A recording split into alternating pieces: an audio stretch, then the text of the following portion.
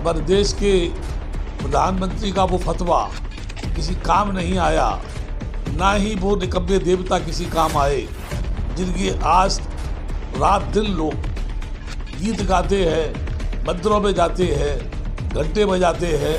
आज भी तमाम लोगों को मंदिरों के सामने हाथ जोड़ते हुए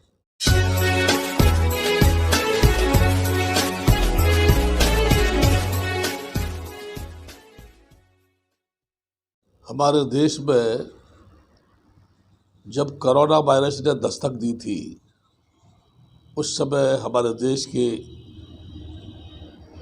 माननीय प्रधानमंत्री जी ने आम जनता से घंटा घड़ियाल बजाने की अपील की थी। यही नहीं, पूरे देश के साधु संतों ने नाना प्रकार के फतवे जारी किए थे। मंदिरों में आरती उतारी गई थी, देवताओं को याद किया गया था, प्रार्थना की गई थी कि इस वायरस से देश को मुक्त रखा जाए। लेकिन एक भी काम नहीं आया, सब टाई फिस्ट हो गई।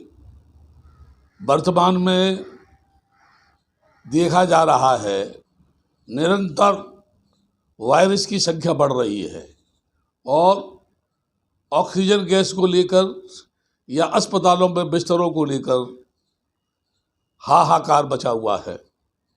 चारों तरफ त्राह मची हुई है। जहां नौजवान लोगों की मौत हो रही है, वहीं बूढ़े लोग भी अपनी मौत का इंतजार कर रहे हैं। पता नहीं चलता कब कोरोना वायरस आदमी को अपनी चपेट में लेकर के मौत के आगोश पर सुला देगा। हमारे देश के प्रधानमंत्री का वो फतवा किसी काम नहीं आया, ना ही वो निकम्मे देवता किसी काम आए, जिनकी आज रात दिन लोग गीत गाते हैं, मंदिरों में जाते हैं, घंटे बजाते हैं।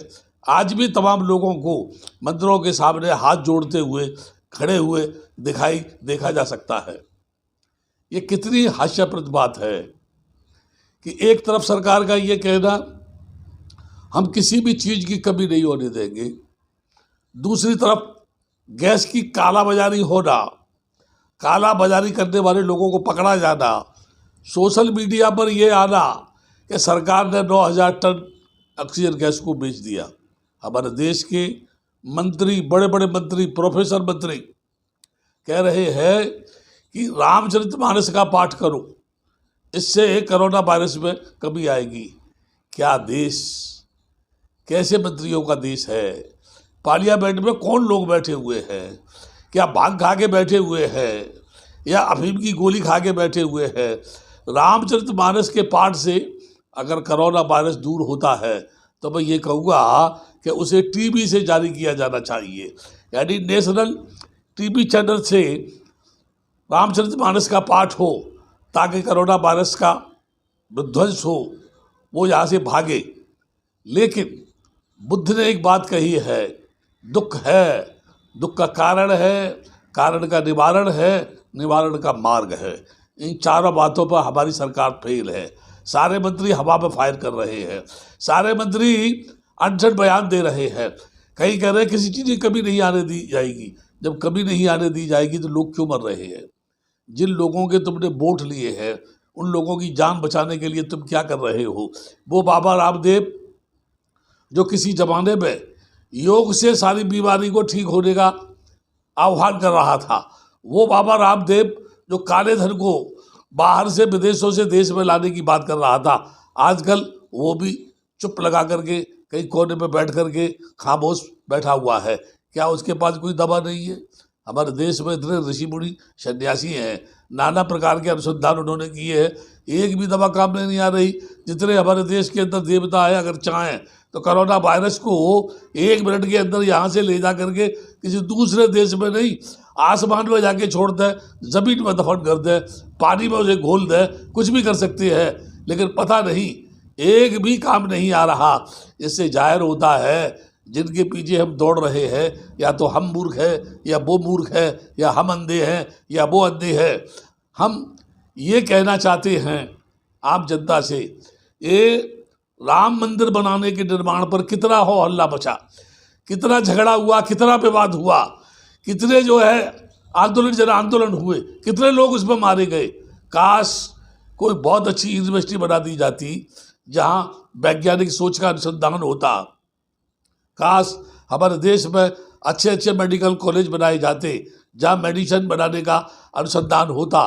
काश हमारे देश में साइंटिस्ट लोगों को तैयार किया जाता जो नाना प्रकार की खोज करते। लेकिन हमको लगता है हमारे देश की सरकार का ध्यान इस ओर नहीं है।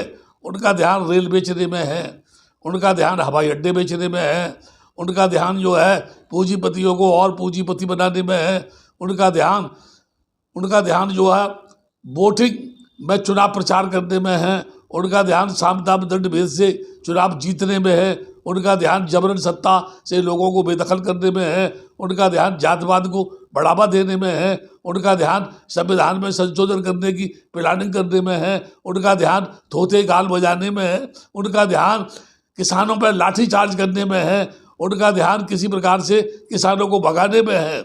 मैं अभी भी कह रहा हूँ, हे मेरे देश के प्रधानमंत्री, हे मेरे देश की कैबिनेट के लोगों, तुरंत इस ओर शीघ्र ध्यान दे करके इस समस्या का निराकरण करने की कोशिश करो। नहीं तो वो दिन दूर नहीं कि इस देश में लाशों को ढेर लग जाएंगे, दफन करने वाले जनाने वाले भी थक जाएंगे, लेकिन मरने वालों की संख्या निरंतर बढ़ती रहेगी और एक दिन ऐसा आएगा कि बचोगे तुम भी नहीं। इसीलिए अच्छा है कि मरने से पहले इसका इलाज करो, सटीक खोज करो और सही मायने में गरीब लोगों की ओर ध्यान दो, ताकि वो भूखा नहीं मरने पाए, ताकि वो बेरोजगार नहीं होने पाए, ताकि उसके बच्चे रोटी के लिए मोहताज नहीं होने पाए। नहीं तो गरीबों की दुआ तुमको खा जाएगी, देवता भी नहीं बचा पाएंगे, सृष्टि का मालिक भी नहीं आ पाएगा, न तुम्हारी बात सुन पाएगा। वो अभी भी नजर नहीं आ रहा है। दुनिया बनाने वाला इस कोरोना वायरस से इतना घबराया हुआ है कि कहीं नजर नहीं आ रहा, कहीं भी दिखाई नहीं दे रहा, किसी की पुकार नहीं सुन रहा। आओ हम सब मिल करके इस ओर शीघ्र ध्यान दें और अपने देश को इससे बचाने का काम करें। बुद्ध के मार्ग पर चल करके दुख है, दुख का कारण का निवारण का मार्ग के सिद्धांत पर हम चले तो निश्चित रूप से हम इसके ऊपर काबू पा सकते हैं। उसके लिए हम स्वयं अपने आप पर विश्वास करें, चिंतन करें, अपने आप की जो स्वयं का कॉन्फिडेंस है उसे मजबूत रखें, इम्यूनिटी को बढ़ाए और सुरक्षित रहे। एकांत में नहीं, घर के अंदर रहे, बाहर कभी निकले नहीं जाए। निश्चित रूप से हम इस पर कंट्रोल कर सकते हैं। प्रधानमंत्री जी अभी भी वक्त है, ये खाली पुलाव पकाना बंद करके ठोस काम करो ताकि देश कोरोना वायरस से बच सके।